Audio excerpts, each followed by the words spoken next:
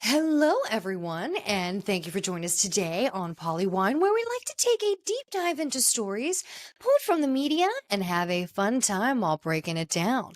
I'm Jillian, and let's get into it. And do we have a lot to get in today, starting with record breaking in sports to car chases in Los Angeles to finales to reunions, you name it. Let's get into it. So, in the world of sports, a congratulations to the Florida Gators. You are the new NCAA basketball champions. So, Gainesville, that is where the party is at.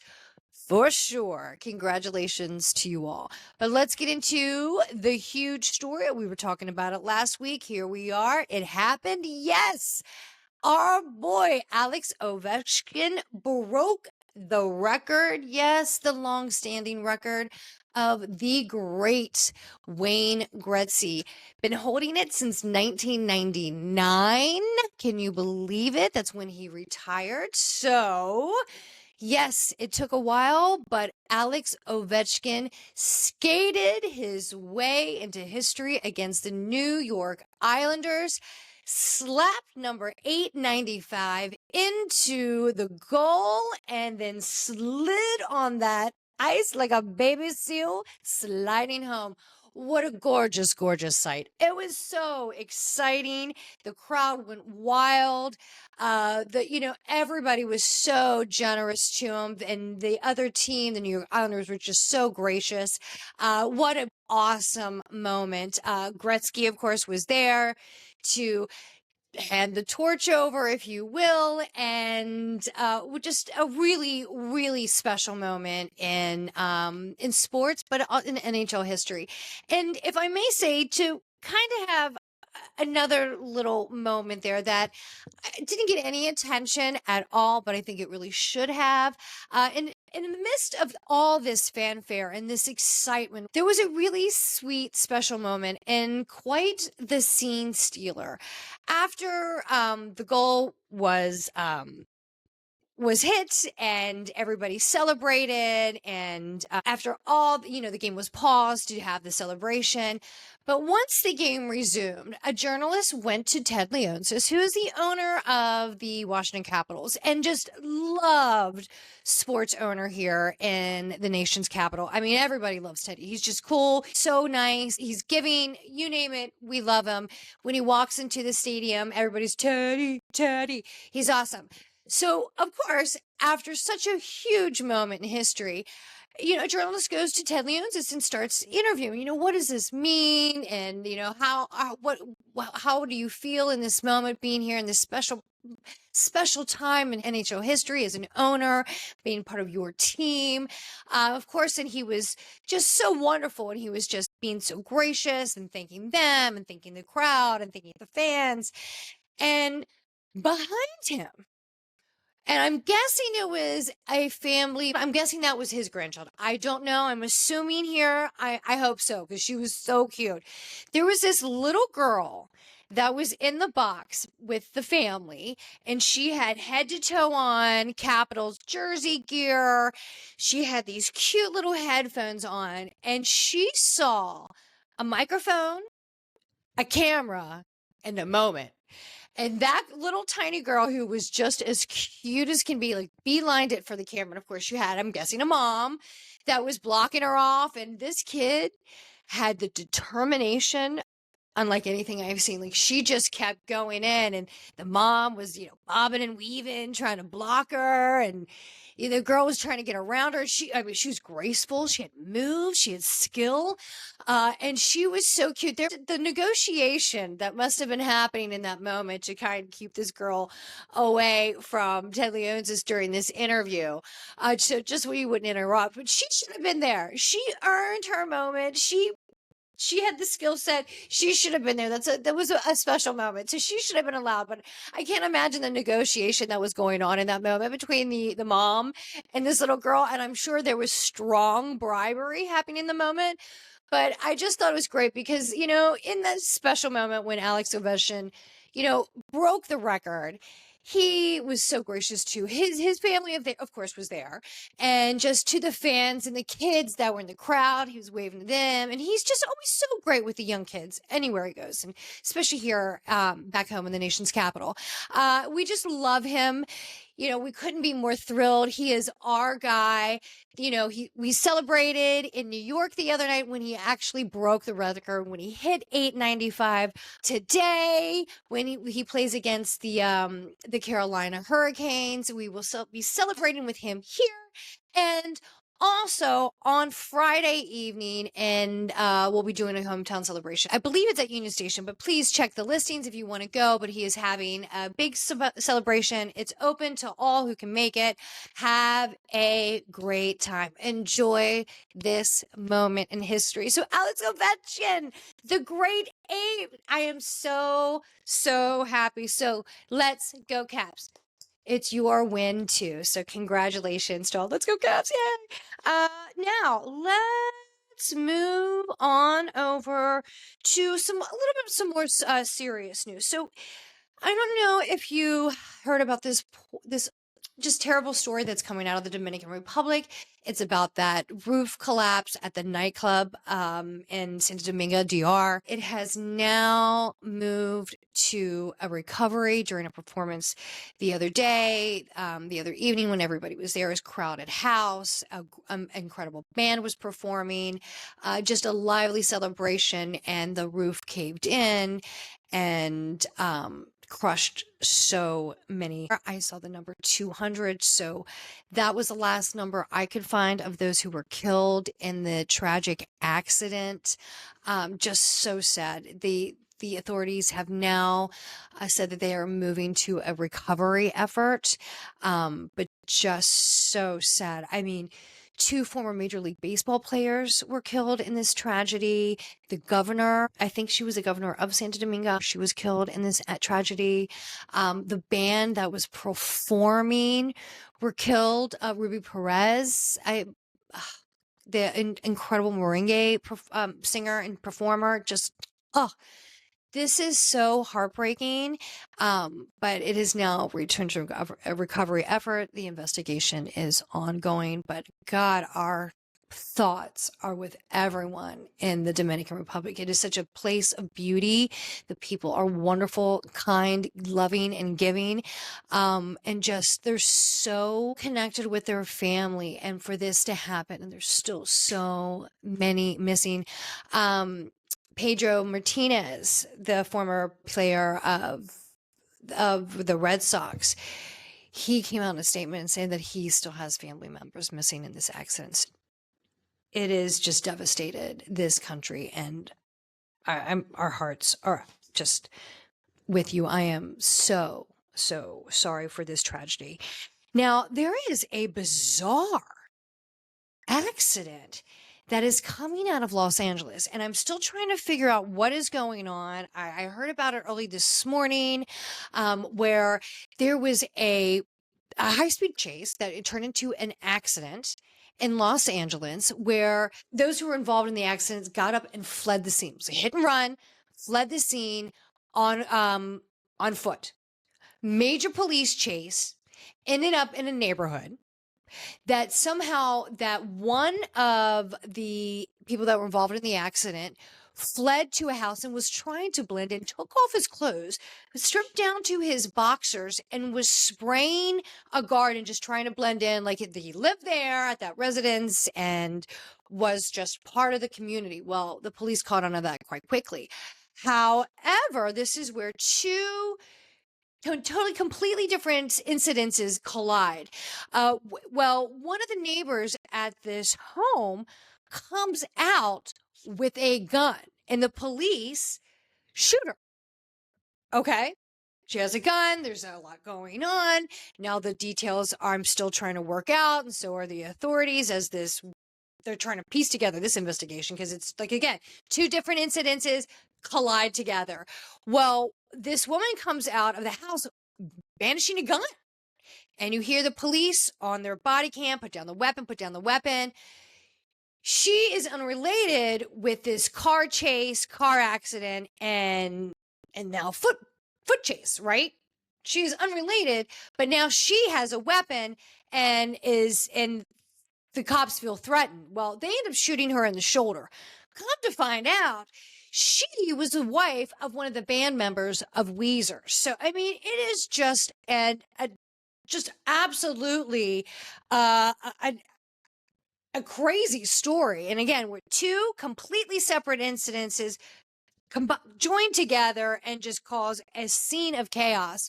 Wow, wow, wow. I will, as soon as more information is coming out, um, I will get that back to you. But wow, wow, what an absolutely odd story. I mean, LA is definitely known for some police chases, high-speed police chases, but this one just got a little crazy. So there's that one. And speaking of crazy stories, oh my gosh, did you hear about this doctor in Hawaii allegedly trying to kill his wife by pushing her off the side of this huge cliff in Hawaii? Yeah, yeah. I'm going to say allegedly because he did have a pretrial hearing just a few days ago and he pled not guilty. But let's back up this story a little bit because I'm telling you, I am sure that every major network is trying to get the details from court documents, medical filings, police filings, you name it. I'm sure they're trying to get every piece of information of every resource they can right now because screenwriters are probably behind the scenes in a scurry trying to figure out how to get this information. So, because they want to release a movie right away on like Netflix, Lifetime, TLC, you name it, HBO, Peacock. I'll watch it all. But this story is absolutely just insanity. So, March 24th in Oahu, this doctor, 46-year-old Gerhard Koenig, took his wife for her birthday for a nice romantic day on a beautiful walk to this gorgeous peak, which is called the Pele Puka Trail on Oahu. Now, this trail is just breathtakingly scenic, beautiful, steep off the side of a cliff. And it has a very rich history. At one point, and I think it was like the 1700s, 400 soldiers leaped to their death, or jumped to their death, in a battle, right off the side of this cliff. So there is major history and significance with this cliff, and it's just steep. I think it's like 1,200-foot drop, right? So he took his wife for her birthday on this beautiful scenic trail on this hike to spend some time together, and right at the peak, he wanted to take a selfie at the edge. And this is according to court documents here, and I'm just trying to piece it together. So according to, and I cannot wait for this court hearing, but according to court documents, as soon as he wanted to take a selfie with his wife right at the edge of the cliff, she felt uneasy being so close to the edge. So she said no. So he asked her again. And when she said no, he became very agitated and pushed her down into the bushes. Then picked up a rock and started hitting her on the head, saying, I am so sick of you, and some other things, but I'm so sick of you, and started bashing her head. Then, according to her statements, then he pulled out a syringe. And she was able to swat that away and bash that out of his hand. And then she said she was screaming and she saw him pulling out another syringe out of his bag. And she was screaming, help me, help me. Fortunately, there were other hikers approaching the trail and they jumped in and intervened and, tried to pull this guy off of her, and he fled into the forest. So of course the hikers immediately contacted police, contacted an ambulance. She was rushed to a hospital where she was treated, but she had like major lacerations and other injuries to her face. And of course she as soon as she was released, she filed a protective order saying that she was in fear of her life and the life of their two small children. Rightfully so. And of course, while she's getting medical treatment and going through the court process for a protective order, the police are on a manhunt for this man, a manhunt. Several hours later, they found him. And again, this is all according to documents, but he has said that he is not guilty. And the attorney for the doctor said that they will have their day in court, and there are two sides to every story. But her version of the story and what information that has been released, and that's some of the court documents, so she could, that was to the police and what she filed for a protective order. These are some of the documents that are kind of coming out. This is a doctor, a medical professional, an anesthesiologist. Now, again, innocent until proven guilty. This is all alleged until the day of court. I have to say alleged. The two sides to every story. And again, he has declared him, pled not guilty in the pre-trial hearing. But wow. And when she was filing the restraining order, some of the information that came out is that, she was saying leading up to this situation, the wife and this poor wife, leading up to this, he was accusing her of having an affair and he was getting really agitated. Now, we know nothing if she was or was not, if this was in his head or not. We do not know, but this is what she was telling the court when she was pleading for a restraining order, that he was leading up to this incident. He was getting very agitated because in his mind, he thought that she was having an affair. And whoa, what a crazy story. This poor woman, and geez, just wow. Can't believe it. Now, moving over into the world of politics, I don't even know what to say anymore other than I'm still crying loudly on the inside. That's it. So, moving on to some other topics. Well, if you have had an opportunity to go to Apple TV, they have a new show. It's been a huge hit. It's called The Studio. It is with Seth Rogen, with Catherine O'Hare, and with Catherine Hahn. It's very funny. It's fast paced, high energy. I would say almost like. To me, I was telling somebody the other day, we were talking about, they're like, have you seen it? What do you think? And I said, I liked it, but it was so intense and at such a rapid pace. I could only do micro doses, I guess is what I'm trying to say. Small doses here, small doses there. It was a fast flow of creativity, dialogue, moving around like fast, like when they move around like West Wing back in the day, that was always what people would make fun of, where they'd making these scenes where they just walk down the halls of the West Wing. That's kind of the feel you get. They're always moving.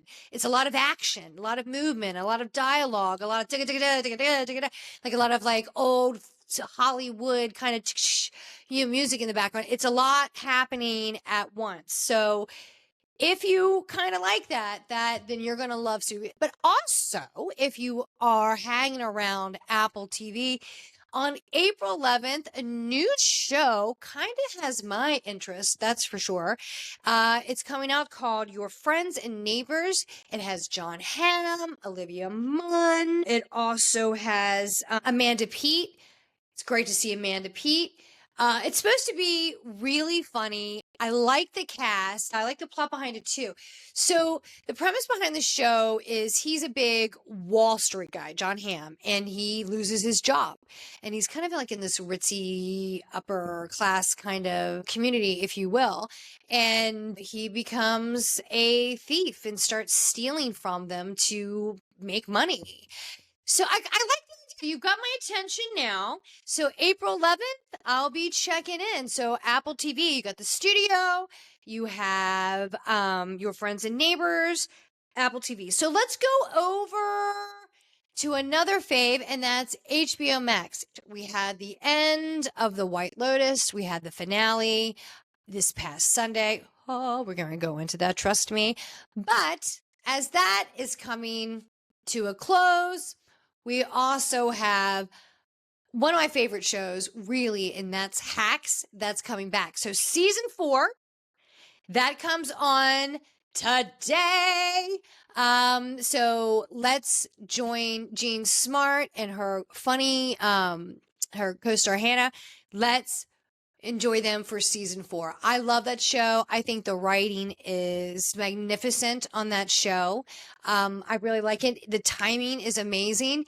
The banter between Hannah and Jean Smart, their characters, is just it is what a director, a writer, and anybody who produces a show, it's a dream. Their chemistry is fantastic. So Hacks season 4, it's coming back. So if you're jonesing for White Lotus, here we go. Now, how can we escape the finale of White Lotus? What did you think? Did you like it? Were you shocked? Were you underwhelmed? Tell me, what were you thinking? I liked it. Was there predictability in the ending? Sure. I was reading there were multiple endings shot, just in case if there were any leaks and any change of heart at the last minute. This is what I read. Who knows? But Mike White, I believe you delivered another excellent season. It wasn't like a shocking ending like season 2. You know, you kind of the suspense in season 2 leading up to where with Jennifer Coolidge's character Tanya, where it was, she thought she was going to die. They were going to kill her. They're going to kill her. And just when you thought she was going to get away, she falls off the boat and dies. Like you were like, what happened? It wasn't an ending like that, but it was still very good. We knew that something was probably going to happen to Chelsea. She kept saying it's threes. It always happens in threes. The poor girl was in a robbery. She got bit by a cobra. And plus it was just too lovely at the end. He said he had closure. He came back to the hotel.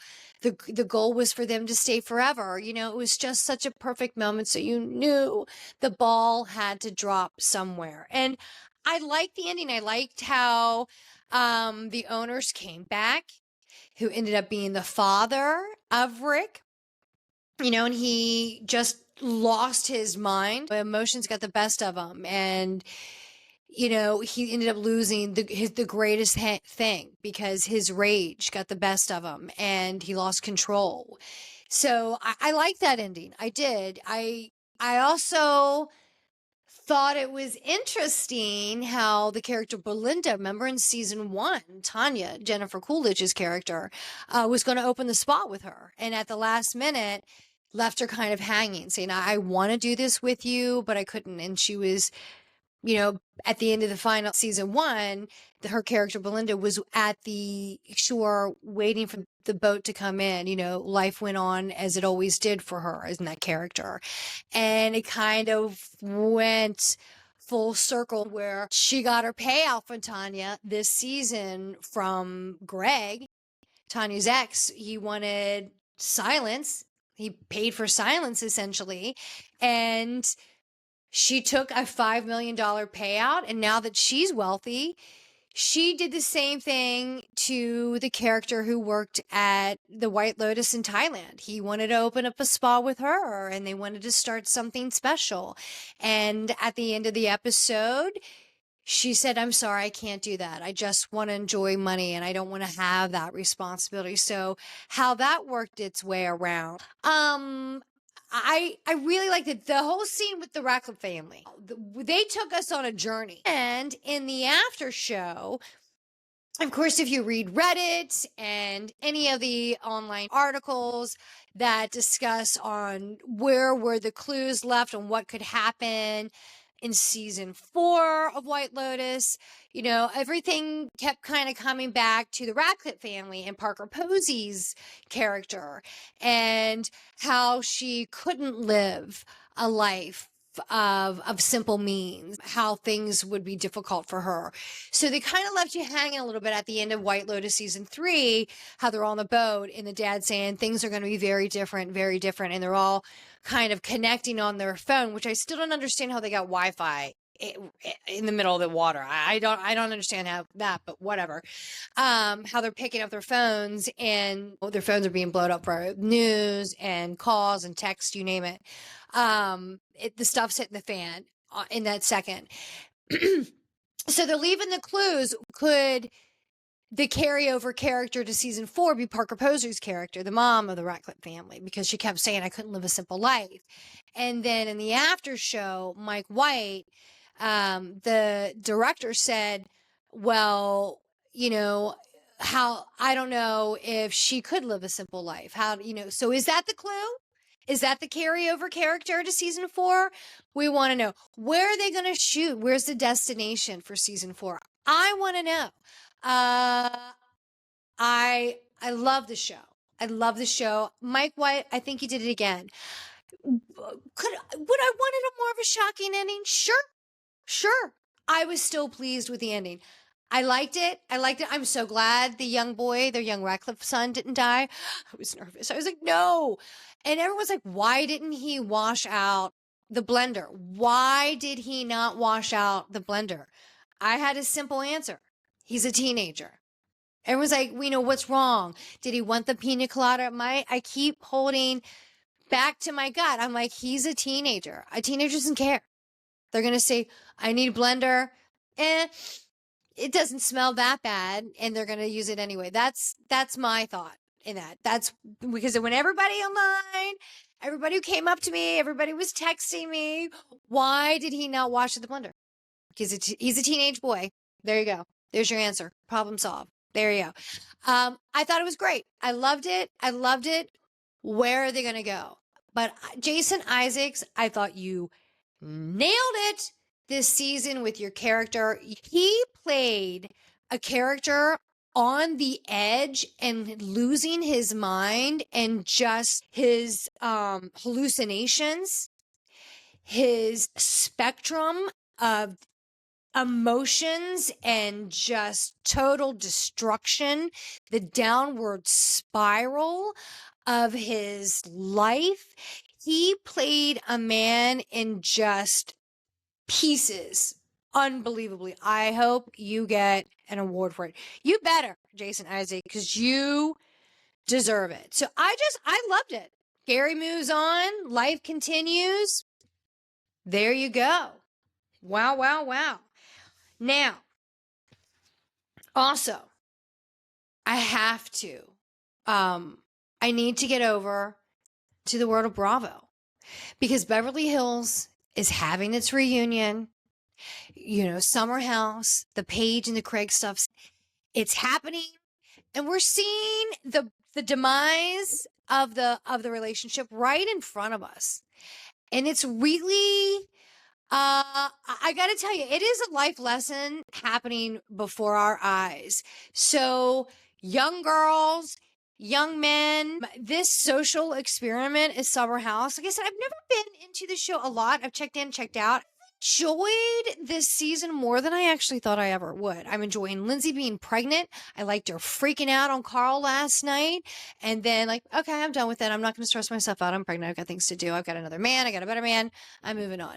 I'm too old to deal with your stuff anymore. Somebody else can deal with it. Love it.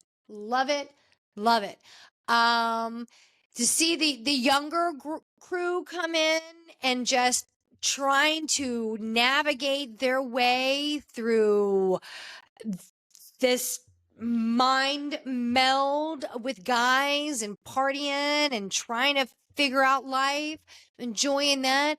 Paige and Sierra and Gabby and Lindsay, I am loving it. And you still have Kyle and Amanda.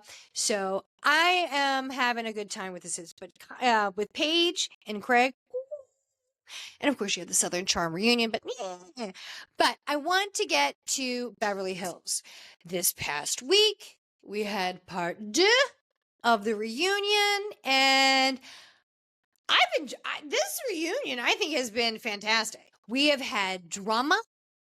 We have had glitz and glitter and gold, a lot of gold. We're having tears. We're having daggers thrown. I am enjoying it. We haven't seen the Sutton yet, but I am loving Dorit this reunion. Okay, and I'm going to tell you why. She's been pissed this whole season. I think she's got a lot of backlash. She's taken a lot of crap. She's taken a lot of heat this season for just, I think, going out. I think she's also got a lot of praise for just saying, fuck it, I'm going at it this year. I'm tired of everybody's shit and I'm going in. And I think she's been more real this season than we've ever seen. And I like it. I like it a lot. I think she's getting a lot of praise for it, and she should. She should. She has been a major, major carrier of this season and still carrying all the fashion as well. She's very thin this season. So I don't know if it's the stress of everything. She's always been very thin. I don't know if you're doing anything else, but you're looking a little thin to me, Dorit. So I'm worried about you, girl, because I've always liked Dorit. I do. Some people don't like her. I've always liked her, but I'm enjoying her very much this reunion. I mean, she's at Kyle. She's pissed. She's got a list and she's going down the line. I am thoroughly enjoying it. But now in part 2, she is sinking her eyes in on Sutton. And Sutton is, Sutton's taking the heat. She is taking it. She has been taking the heat online. She has talked about, I've been a victim for all these years. And now that you have come out swinging hard, Sutton, and it's been fun to watch. Totally so. But you have been shooting high, and some has landed. A lot has not. A lot's been real dirty. Again, my wallet's bigger. There's some other ones. Still, the whole things that you're bringing up from previous scenes, and I'm kind of referring to the whole home robbery. Yeah, you've made some references. You've made some statements and comments on and off camera. Yeah, I've enjoyed it. I haven't liked it. It's definitely been cringy. It's definitely where I don't like that. And it's definitely turned Garcelle for sure. Even Garcelle said the wallet moment, like, I couldn't defend that. And I think that was the moment when she's like, yeah, I think that's where it kind of turned the relationship, honestly. I think it was a slow simmer. Yeah. I think there was a slow simmer building up to it. And Garcelle, I believe, my opinion, was frustrated. But I think that was definitely one of the first straws that was to be broken, for sure. And she even said in the reunion, yeah, I couldn't defend that. And yeah, that was a moment. I was like, no, I can't.